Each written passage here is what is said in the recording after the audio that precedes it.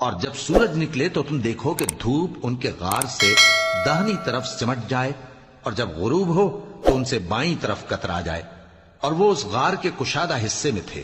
یہ اللہ کی نشانیوں میں سے ہیں، جس کو اللہ ہدایت دے وہ ہدایت یاب ہے، اور جس کو گمراہ رہنے دے تو تم اس کے لیے کوئی دوست راہ بتانے والا نہ پاؤ گے۔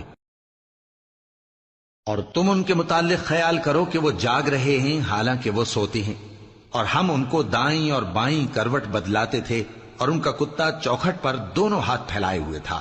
اگر تم ان کو جھانک کر دیکھتے تو پیٹ پھیر کر بھاگ جاتے اور ان سے دہشت میں آ جاتے۔ اور اسی طرح ہم نے ان کو اٹھایا تاکہ آپس میں ایک دوسرے سے دریافت کریں۔ ایک کہنے والے نے کہا کہ تم یہاں کتنی مدت رہے؟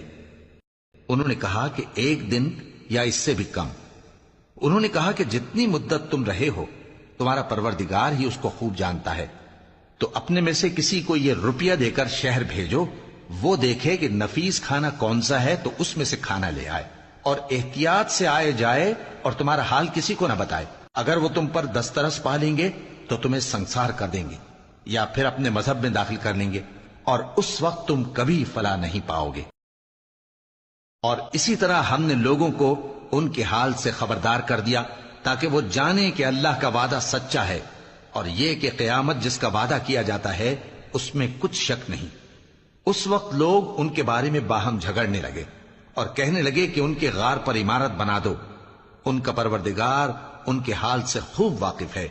جو لوگ ان کے معاملے میں غلبہ رکھتے تھے وہ کہنے لگے کہ ہم ان کے غار پر مسجد بنائیں گے۔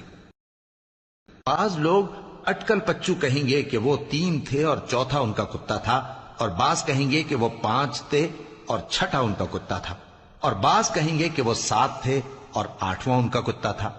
کہہ دو کہ میرا پروردگار ہی ان کے شمار سے خوب واقف ہے۔